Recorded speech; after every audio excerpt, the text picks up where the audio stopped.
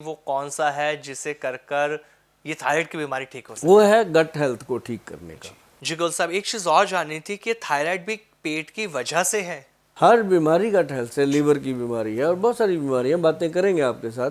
तो मतलब कहने का कि अगर आपका गट हेल्थ ठीक है तब आपको थायराइड की बीमारी कम सताएगी। और दूसरी बात मैं आपको बता दूं, गट हेल्थ के अंदर आपको सैलड, इसमें नुस्खा नहीं, इसमें डाइट स्टाइल अपना ठीक करना होगा। एक तो थायराइड के पेशेंट को चाहिए कि सुबह सुबह वो सैलड ज़रूर खाए। सैलड के अंदर प्याज होना चाहिए और उसके अंदर खीरा होना चाहिए और उसके अंदर मूली, गाजर, चुकंदर, कोई भी सैलड की चीज़ वो सुबह सुबह खा सकते। उसके बाद आधे घंटा रुक के फिर खाए वो फ्रूट, जो मर्जी उसका मन करता है फ्रूट खाए। और उसके लिए सीताफल जो होता है बहुत इफ़ेक्टिव होता है, सीताफल बहुत फ़ायदेमंद होता है। और वो भगवान ने उसकी शक्ल वैसे भी थायराइड ग्लैंड जैसी बनाई है, उसी तरह से आता है। तो भगवान बड़ी कमाल की चीज़ें बना दी उसने। अखरोट को खोलो दिमाग के जैसा बनाया, बादाम को खोलो आँखों के जैसा बटन बना दिया। मतलब हर चीज़ उसने ऐसे बना के दी कि किस चीज़ का कहाँ फ़ायदा होता है। तो उसके बाद मैं आपको बता रहा था कि लाइफस्टाइल में उसको डाइट में सेट करना होगा। डाइट में मैक्सिमम काली मिर्च का सेवन करें, लाल मिर्च बंद कर दें और हरी मिर्च खा सकते हैं। और भोजन जो है उसके अंदर कई लोग ऐसा करते हैं कि जब थायराइड होता है तो रोटी को मिक्स कर देते हैं, आटे को मिक्स कर देते हैं या और बहुत सारी धारणाएं बना लेते हैं। उसमें कभी चेंज नहीं करना चाहिए।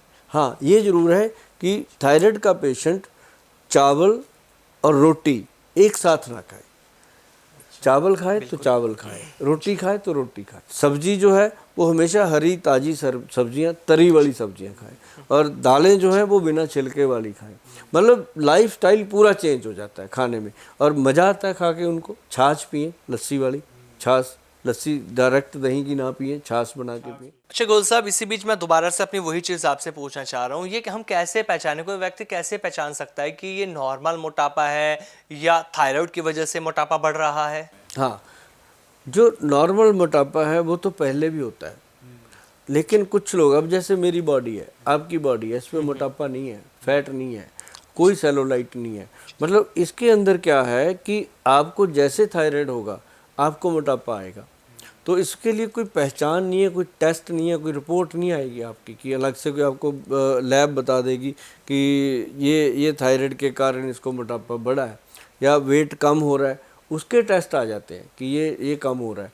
तो ये एक TSA टेस्ट होता है, वो करवाने से क्लियर हो जाती है ये चीज़। बिल्कुल सही कहा। मतलब अगर आपको ज़रा सा भी डाउट हो रहा है कि ये क्या है क्या नहीं, तो तुरंत जाकर डॉक्टर से मिलकर टेस्ट करा लेना कराना, चाहिए। लेकिन किसी डॉक्टर की सलाह से। टेस्ट कभी जाके खुद मत वैसे कराओ। भी वो लैब वाले करेंगे नहीं, तो इसलिए आप T3, T4 और TSH TS ये चेक करवा लो तो भी पता लग जाता एकदम है। पता चल जाता है। गुल साहब, मेरे एक लास्ट सवाल आपसे है कि बहुत सारे लोग हैं ना जिनके बीच में भ्रांतियां हैं कि आटे को मिक्स करके नहीं खाना चाहिए, और कुछ नेचुरोपैथी की अगर मैं बात करूं या आयुर्वेदाचार्यों की मैं अगर बात कर लूं तो वो कहते हैं कि मल्टीग्रेन आटा बहुत अच्छा होता है, मिलेट्स जो आप खा रहे हैं वो अच्छा होता है, लेकिन जो गेहूं का आटा आप खा रहे हैं वो थायराइड वालों को नहीं खाना चाहिए।